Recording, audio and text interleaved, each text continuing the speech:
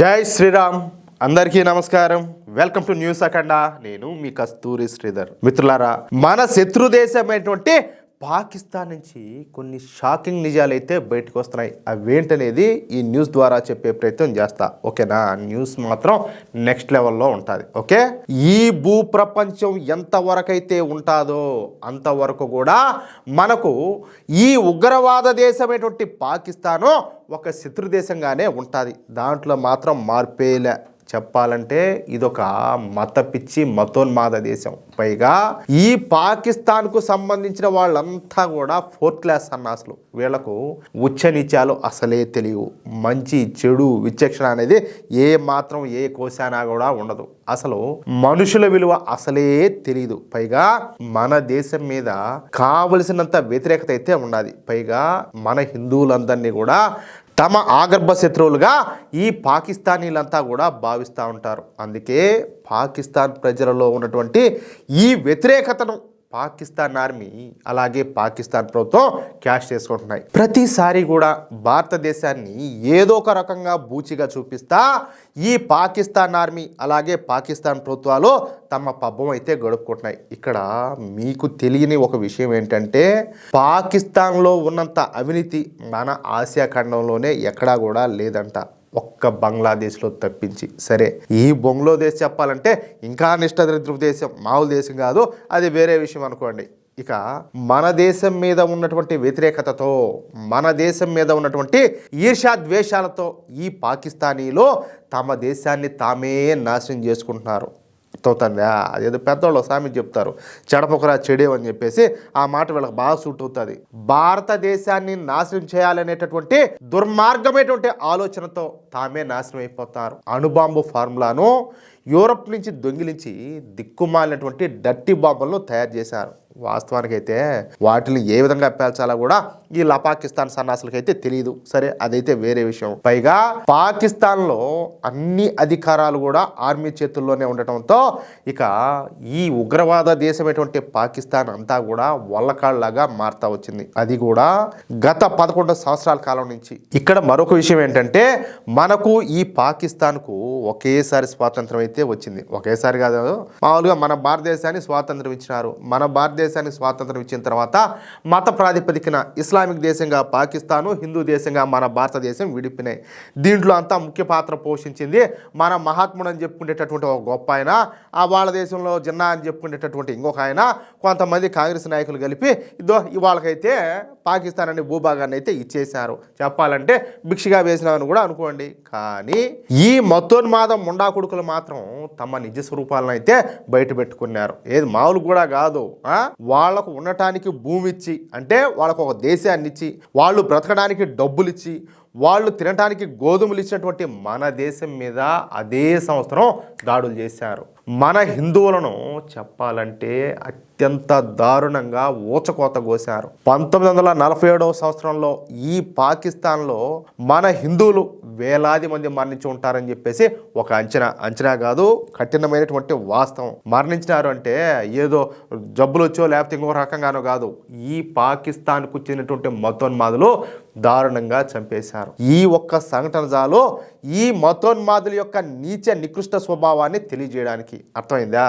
ఇక అప్పటి నుంచి మన భారతదేశాన్ని దెబ్బతీయడానికి పాకిస్తాను తమ సైనిక సామర్థ్యాన్ని అయితే పెంచుకుంటా పోయింది. పెద్ద ఎత్తున ఆయుధాలను కొనుగోలు చేస్తుంది. తీవ్రవాదాన్ని సృష్టించి పెంచి పోషించింది. తీవ్రవాదులపైన పెద్ద ఎత్తున ఈ నిధులన్నీ కూడా ఖర్చు పెడతా వస్తుంది. ఇందుకోసం పాకిస్తాను వ్యభిచారం చేయటానికి, అంటే మీకు అర్థమయ్యేటట్టు చెప్తా, హనీ ట్రాప్ అంటారు కదా, అంటే హనీ ట్రాప్ చేయడానికి కూడా వెనకాల. ఇక్కడ కొంతమంది తెలియదేమో హనీ ట్రాప్ అంటే. ఇప్పుడు సపోజ్ ఒక ఆర్మీ అధికారి ఉన్నాడు, లేకపోతే ఒక పొలిటీషియన్ ఉన్నాడు, మన దేశానికి సంబంధించిన వాళ్ళు.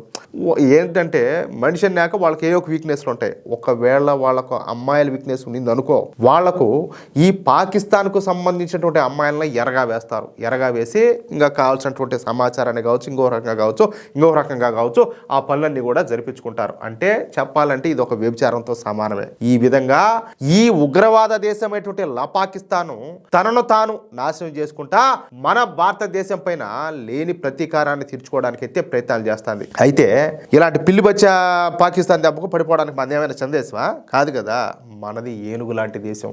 అందులోనూ ఇప్పుడు మన దేశాన్ని నికార్సైనటువంటి దేశభక్తులైనటువంటి నరేంద్ర మోడీ గారు పరిపాలిస్తున్నారు, దమ్మున్నటువంటి నాయకుడు. దీంతో పాకిస్తాన్లో కష్టాలైతే మొదలైపోయినాయి. ఇన్నాళ్ళు కూడా ఏ ప్రజలైతే భారతదేశం నాశనం కావాలని, హిందువులంతా కూడా మరణించాలని చెప్పి కోరుకున్నారో, ఇప్పుడు అదే పాకిస్తాన్ ప్రజలంతా కూడా అన్నమో రామచంద్ర అని చెప్పేసి వేడుకుంటున్నారు. తమకు భారతదేశ నాశనం వద్దు, మాకు ఆ కాశ్మీర్ వద్దు, అయ్యా మహాప్రభో మాకు 3 పూట్ల తిండుంటే చాలని చెప్పేసి కోరుకుంటున్నారు వాళ్ళంతా కూడా.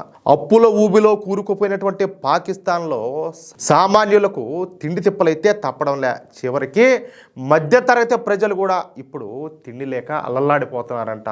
ద్రవ్యోల్బణం, పెరుగుతున్నటువంటి ధరలు, అలాగే ఈ పాకిస్తాన్ ప్రభుత్వ విధానాల కారణంగా పాకిస్తాన్లో గోధుమ పిండి సంక్షోభం అయితే అత్యంత తీవ్రంగా ఉండాలి. ఆ దేశంలోని దక్షిణ పంజాబ్ ప్రాంతంలో మొదలైనటువంటి ఈ సంక్షోభంతో పేద ప్రజలు కనీసం 2 పూట్ల కూడా తిండి తినలేనటువంటి పరిస్థితి అయితే నెలకొనింది. ప్రాంతీయ బహిరంగ మార్కెట్లో గోధుమ ధరలు వచ్చేసి 40 కిలోలకు 4,600 పాకిస్తాన్ రూపాయలకు చేరితే 1 కేజీ గోధుమ పిండి దాదాపుగా 130 రూపాయలకు చేరింది. ఎంత?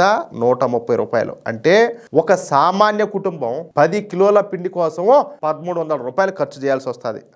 మీరు అనుకోవచ్చు, ఏమన్నది రేపా, మనం ఇవాళ కొనడం లేదా, మనం ఇవాళ ఖర్చు పెట్టడం లేదా అని మీరు అనుకోవచ్చు. ఇప్పుడు మనం ఏదో పని చేసుకుంటున్నాము, అర్థమవుతుందా, మన వాళ్ళకు ఉపాధి ఉండాలి, అన్నీ సరిగ్గానే ఉన్నాయి. కాబట్టి మన దేశంలో నాకు తెలిసినంత వరకు 100కి 95% పైగా, 95 కాదు 99% మందికి అన్నానికి వచ్చినటువంటి ఇబ్బందులు ఏం లేవు, అర్థమవుతుందా. కానీ పాకిస్తాన్లో పరిస్థితి అది కాదు కదా. కనీసం వాళ్ళకి చేసేదానికి పనులు కూడా లేకపోయా. పైగా మన మోడీ ప్రభుత్వం మొన్న ఆపరేషన్ సింధూర్ తర్వాత ఈ సింధు నది జలాలను తగ్గొట్టా. అసలు ఏం పని అనేది లేకుండా అడగతింటారు కదా, ఇంకా వాళ్ళు డబ్బులు ఎట్టొచ్చది. దీంతో పేద ప్రజలంతా కూడా పాకిస్తాన్లో పస్తులుండాల్సిన పరిస్థితి అయితే దాపురించింది. మరోవైపు అక్కడి ప్రభుత్వం సబ్సిడీతో పిండి అందిస్తా ఉన్నా కూడా దాంతో సామాన్యులకు పెద్దగా ప్రయోజనం అయితే చేకూరడంలే. 10 కిలోల పిండి కోసం ప్రభుత్వం నిర్ణయించేటువంటి ధర 910 రూపాయలు అయితే 20 కిలోలకు 1820 రూపాయలు. ఇది పాకిస్తాన్ రూపాయలు అన్నమాట. అయితే లాహోర్ వెలుపల ఈ ప్రభుత్వ పిండి అంతా కూడా చాలా తక్కువగా ఉండాలి, దొరకడంలే.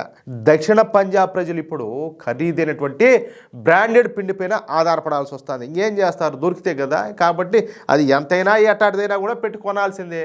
పాకిస్తాన్ ఫ్లోర్ మిల్స్ అసోసియేషన్ ప్రకారం వ్యాపారులు అలాగే ఈ సామాన్య ప్రజల వద్ద గోధుమ నిల్వలు వేగంగా తగ్గిపోతున్నాయంట. సుమారుగా 50 లక్షల మంది జనాభా ఉన్నటువంటి రహీం యార్ఖాన్ జిల్లాల్లో ప్రభుత్వ గోధుమల స్థిరకోట అందుబాటులో లేకపోవడం వల్ల సరఫరా అయితే తీవ్రంగా దెబ్బతినిపోయింది.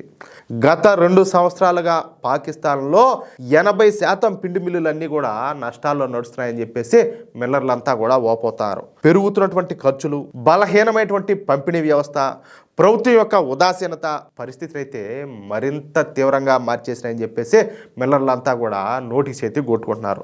పంజాబ్ ప్రభుత్వం అంటే పాకిస్తాన్లో ఉన్నటువంటి పంజాబ్ రాష్ట్ర ప్రభుత్వం తన 1.5 మిలియన్ టన్నుల నిల్వల నుంచి జనవరి 20వ తేదీ నుంచి మార్చి 20వ తేదీ వరకు రోజుకు 20,000 నుంచి 22,000 టన్నుల గోధుమలు అయితే విడుదల చేయాలని చెప్పేసి అక్కడ ఉన్నటువంటి స్థానిక మిల్లర్లంతా కూడా డిమాండ్ చేస్తారు. లేకపోతే ఈ సంక్షోభం మరింత తీవ్రం కావచ్చని చెప్పేసి వాళ్ళంతా కూడా హెచ్చరిస్తారు. మొత్తం మీదైతే ఈ ఉగ్రవాద దేశమైనటువంటి పాకిస్తాన్ మాత్రం జెండా పీకి పారేయడానికి మరో 2 అడుగుల దూరంలో ఉండాలి.